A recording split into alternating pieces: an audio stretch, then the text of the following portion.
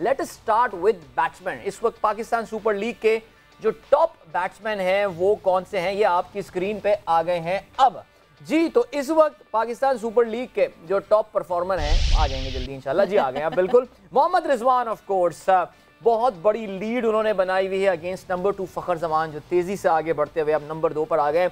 लेकिन Rizwan is scoring in virtually every match, strike rate is impressive 141.5, average of 89.50, century भी score कर चुके हैं। फखर के 235 रन हैं at a strike rate of 173, amazing, और उनका एवरेज 47 है।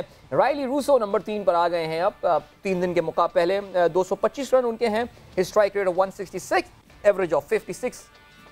और नंबर 4 पे इमाद वसीम, जिन्होंने अपने 6 इनिंग्स में 180 रन बनाए हैं at a strike rate of 176.47। Top 5 में Imad has the highest strike rate right now. और 5वें नंबर पे हैं बाबर आजम। बाबर ने अपनी 5 इनिंग्स में 178 रन बनाए हैं at a strike rate of 130.88। So अच्छा, James Vince by the way number 6 पर है, शायद लिस्ट में James Vince is gone now, so उनका पीएसएल जो है वो खत्म हो गया है।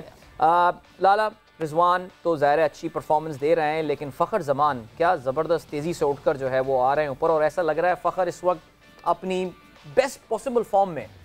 मेरे तो जी ये 2 जो प्लेयर्स हैं जिनके नाम ले रहे हैं, रिजवान और फ़खर, ये पाकिस्तान T20 के ओपनर्स ये होने चाहिए। नंबर 3 बाबर आजम होना चाहिए। ठीक, मेरा सीधा से हुआ। कलम तोड़ दिया लाला ने। नहीं, कलम नहीं तोड़ा, मेरी राय है ना। नहीं, इंजी भाई की, मिसबा की वगैरह, मुशी भाई वगैरह की अलग होगी, लेकिन बिल्कुल इस राय को आगे लेकर चलते हैं। इंजी भाई से पूछते हैं, यही बात इंजी भाई से भी पूछते हैं कि क्या रिजवान और फखर पाकिस्तान की T20 ओपनर होने चाहिए। इंजी भाई नहीं, बिल्कुल हो भी सकते हैं कि जी कोई इसमें ऐसी बात नहीं है, और ये डिबेट बड़े अरसे से चल रही है कि जी बाबर को नंबर 3 पे खेलना चाहिए, लेकिन बाबर मेरे ख्याल में कंफर्टेबल महसूस नहीं करता कि जी नंबर 3 पे खेलने पे।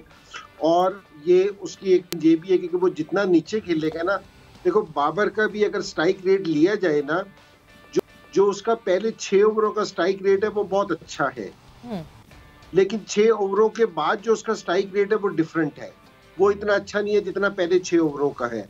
तो बाबर जितना भी नीचे जाके खेलेगा ना, उतना उसको मुश्किल होगी, जितना टॉप ऑर्डर पे खेलेगा उतना उसके लिए बेहतर है।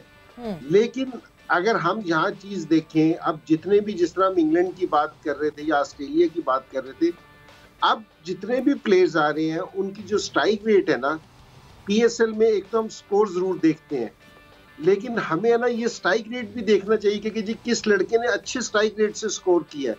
जिस तरह 173 पे किया, 178 पे किया। अब्दुल्ला शफीक जो नंबर 3 पे बैटिंग कर रहा था, 2 मैच खेला है उसने, तो उसका स्कोर तो इतने ज्यादा नहीं है, लेकिन उसका जो स्ट्राइक रेट है ना, कल भी जो उसका स्ट्राइक रेट था वो 200 का था, और विद क्रिकेटिंग शॉट्स, क्योंकि जी ऐसे शॉट्स नहीं खेल रहे थे कि जी कोई आके उसने चलाए हो, बिल्कुल प्रॉपर शॉट खेल रहे थे। और जो हमारे खिलाफ उसने मेरे ख्याल में 67 या 68 किया था, उस टाइम भी 150 प्लस का स्ट्राइक रेट था जी। तो हमें ऐसे प्लेयर देखने चाहिए कि जी जो, जिस तरह मिसबा बात कर रहा था ना, कि जी सॉलिड भी हो लेकिन उनका स्ट्राइक रेट भी है ना 150 प्लस का हो। तो आजकल की जो डिमांड है ना, जो सारी लीग में भी है या इंटरनेशनल क्रिकेट की डिमांड है, वो इस चीज की कि जी आपका स्ट्राइक रेट है ना कहीं भी नीचे ना हो। तो ये बहुत इंपॉर्टेंट है कि आपके स्कोर नहीं है कि आपने 80 किया है, बेशक आपने 60 किया हो या 50 किया हो, लेकिन किया किस स्ट्राइक रेट से है, ये बहुत अहमियत का हामिल है।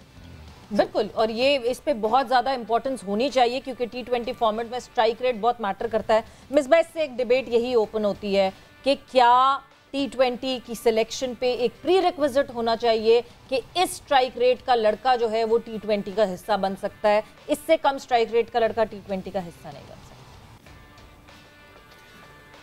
देखिए, इस किस्म की जब आप चीज़ें करते हैं ना, तो फिर वही बात आ जाती है, जैसे हम फिटनेस की बात करते हैं और फिटनेस टेस्ट की बात करते हैं, कि कोई आप एक चीज़ सेट कर देते हैं, फिर आपको बड़ा मुश्किल हो जाता है कि उस पर आपने टीम बनानी है ना।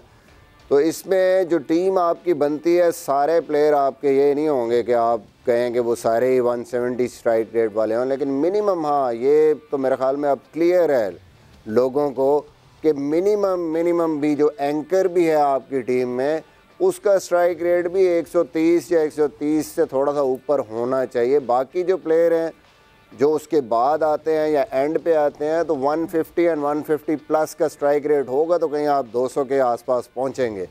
तो ये जब आप टीम बनाते हैं, नॉर्मली आप दुनिया में देखें तो दुनिया इस तरह ही खेल रही है कि आप एक एंकर खिलाते हैं 6 टॉप के बैट्समैन और बाकी आपके जो प्लेयर होते हैं वो बस गेम को जो है ना वो आगे लेके चलते हैं और उनके स्ट्राइक रेट्स 150 या उस प्लस होते हैं।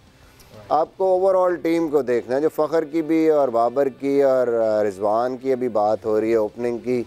देखिए उसमें एक चीज़ बड़ी ज़रूरी है, आपने देखना ये है कि फ़खर भी ये ख़ुद फ़खर का भी ख्याल है और फ़खर को भी अगर आप देखें तो नॉर्मली वनडे में वो सक्सेसफुल है क्योंकि वो पहले 2 से 3 ओवर लेता है, 3-4 ओवर वो लेता है और उसके बाद वो जो है वो अटैक करता है बॉलर्स पे। T20 में भी अभी आप ताहिर बेग उसके साथ उनको रखने का मकसद ये है लाहौर कलंदर्स के कि फ़खर को पहले कम से कम 2-1 ओवर का टाइम मिल जाए और फिर वो जो है ना वो अटैक करे। जब भी वो आते ही अटैक करने जाता है ना तो उसके आउट होने के ज़्यादा चांसेस होते हैं और उतना ही ज़्यादा उसकी एवरेज भी नहीं है और वो उतना ज़्यादा सक्सेसफुल भी नहीं है। उसकी अगर आप स्टैट्स निकालेंगे ना, he becomes dangerous once he plays at least 10 to 12 balls, 8 से 10 बॉलें खेलने के बाद। और जब वो ऐसा प्लेयर है कि जैसे बाबर सर्कल के बाद थोड़ा सा बाबर को मुश्किल होती है, फ़खर ऐसा प्लेयर नहीं है। फ़खर अगर सेट है और 7वें ओवर में वो स्पिनर आ गया या कोई बॉलर आ गया, अगर वो चाहेगा ना तो वो 3 छक्के भी आराम से मार देगा उसको, बिकॉज वो बाउंड्री क्लियर करना उसके लिए कोई मसला नहीं है। तो यही सोच के उसको 3 पे किया था और मुझे लगता है कि अगर ये सेट एक आपका पैटर्न चल रहा है तो मुझे लगता है कि इसको इस तरीके से चलाएं। हमें आगे ढूंढने की ज़रूरत है, 4था, 5वां, 6ठा T20 में अपने लिए कि वो कैसे कौन से प्लेयर होंगे जो 150 प्लस के स्ट्राइक रेट से रन्स करेंगे। अच्छा, ये कोई है ना नेशनल टीम के अंदर आप आके सीधा एक्सपेरिमेंट या इसके बेस पे सिलेक्शन नहीं होती।